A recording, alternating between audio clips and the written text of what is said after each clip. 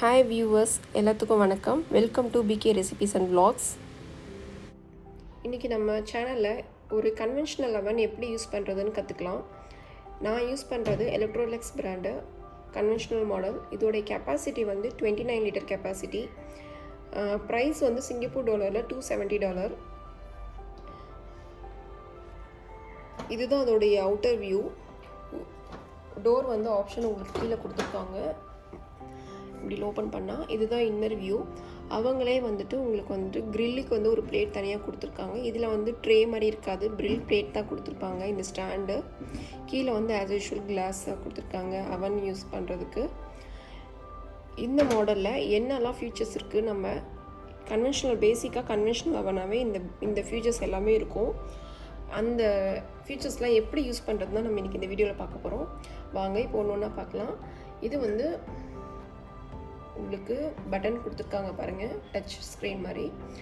Microwave தான் first option. அதில் வந்து ஹை டு லோ வரைக்கும் நம்ம செட் பண்ணி நம்ம எவ்வளோ மினிட்ஸ் வைக்கிறோமோ அவ்வளோ மினிட்ஸில் மைக்ரோவேவ் குக்கிங் பண்ணிக்கலாம். மைக்ரோவேவ் குக்கிங்கில் only ceramic and glass bowl மட்டும் யூஸ் பண்ணுறது தான் நல்லது. க்ரில்லுக்கு வந்துட்டு கிளாஸ் பவுல் யூஸ் பண்ணலாம், செராமிக் யூஸ் பண்ணக்கூடாது. ஸ்டெயின்லெஸ் ஸ்டீல் யூஸ் பண்ணலாம்.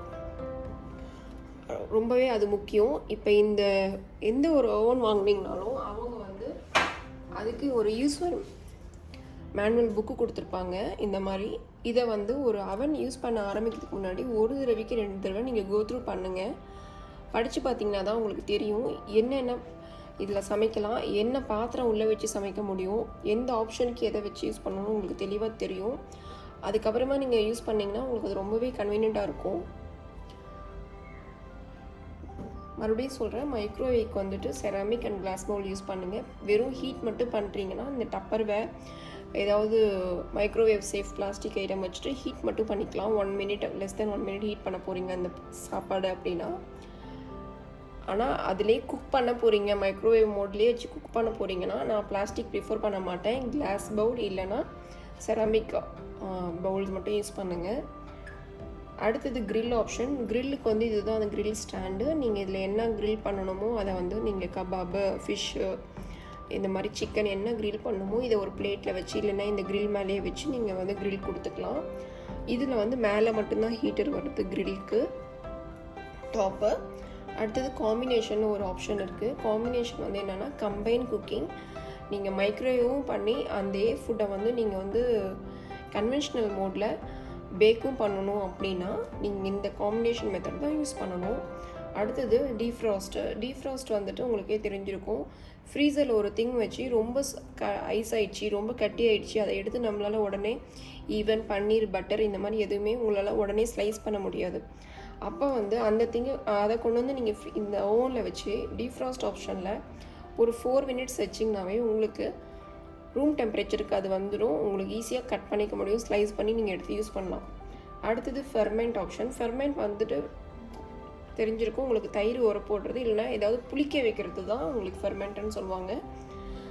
தயிர் உர போடுறதுக்கு நீங்கள் பால் வந்து ஒரு கிளாஸ் பவுலில் வச்சுட்டு நீங்கள் செட் பண்ணிட்டீங்கன்னா ஆட்டோவாக உங்களுக்கு டைம் காமிக்குது பாருங்கள். 1 ஹவரில் 60 மினிட்ஸ், 1 ஹவரில் உங்களுக்கு தயிர் ரெடி ஆகிடும்.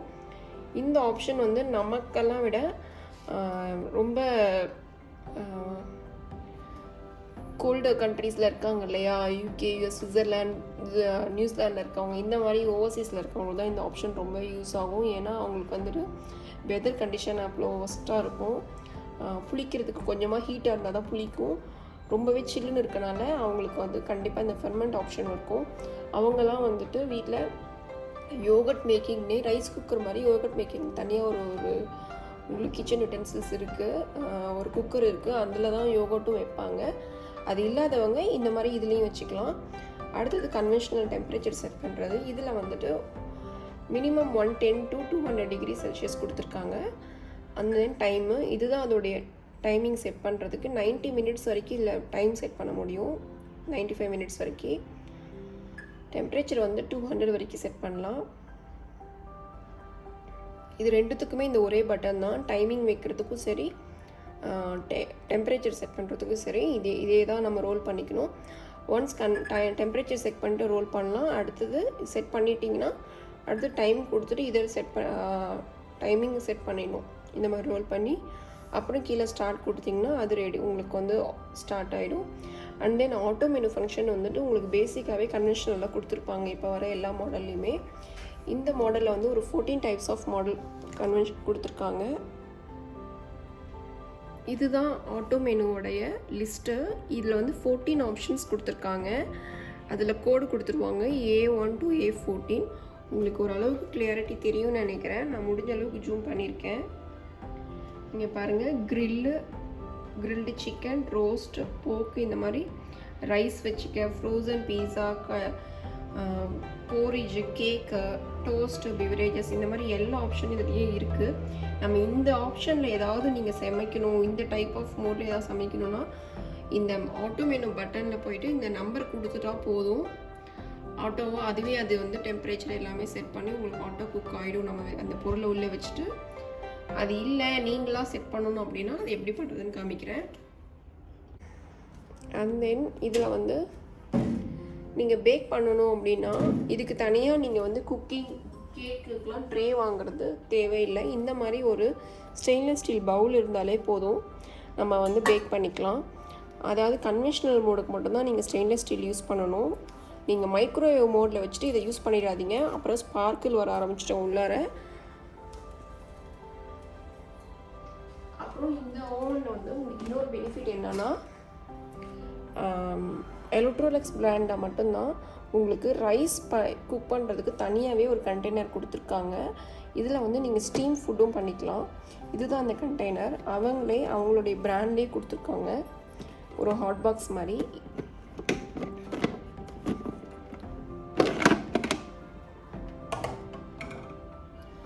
பாருங்கள், இது வந்து நார்மல் ரைஸ் குக்கர் மாதிரி தான். இதுக்குள்ளே மட்டும்தான் இதை வச்சு யூஸ் பண்ணணும். ரைஸ் வைக்கணும்னா இந்த ஹாட் பாக்ஸ் மட்டும்தான் நீங்கள் யூஸ் பண்ணணும். இதில் தண்ணி ஊற்றிட்டு இதுலேயும் தண்ணி ஊற்றி ரைஸ் கழுவி நீங்கள் எப்பயும் போல் ரைஸ் வைக்கிற பவுல் இதில் ரைஸ் வச்சுட்டு அதுக்கு மேலே காய் ஏதாவது வச்சு ஸ்டீம் பண்ணணுன்னா காயும் வச்சுட்டு உப்பு கொஞ்சம் தூவிட்டு, தண்ணி தெளிக்க வேணாம், காய் வைக்கிற இடத்துக்கு உங்களுக்கு ஸ்டீம்லேயே அந்த காய் வெந்துடும். அப்புறம் ஹாட் பாக்ஸ் மூடுற மாதிரியே மூடி நீங்கள் உள்ளே வச்சுட்டு, இங்கே ரைஸ் ஆப்ஷன் இருக்குது, A8ன்னு ஆட்டோ மெனு. இங்கே வந்து ஆட்டோ மெனுவில் நீங்கள் A8 கொடுத்துட்டு ஸ்டார்ட் கொடுத்தா போதும், உங்களுக்கு அந்த ரைஸ் ரெடி ஆகிட்டு ஒரு 20 மினிட்ஸ் நினைக்கிறேன். 20 மினிட்ஸில் எனக்கு வந்து ரைஸும் வெந்துடும், மேலே வச்சுக்கிற காயும் வெந்துடும்.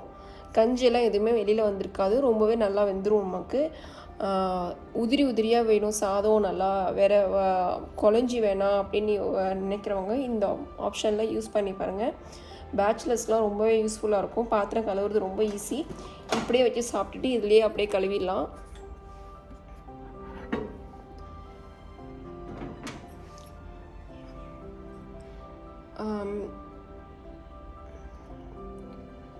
அவ்வளோதான் இதில் இருக்கிற ஆப்ஷன்ஸு. நீங்கள் வந்துட்டு இதில் பேக்கிங், கிரில்டு, ரோஸ்ட் பண்ணுறது, பேக் பண்ணுறது, பாப்கார்ன் வச்சு எடுக்கிறது, டோஸ்ட்டு, கேக்கு, ஃப்ரோசன் பீஸா, ஃப்ரோசன் ஐட்டம் வைக்கிறது, பிவரேஜஸ் எல்லாமே பண்ணிக்கலாம்.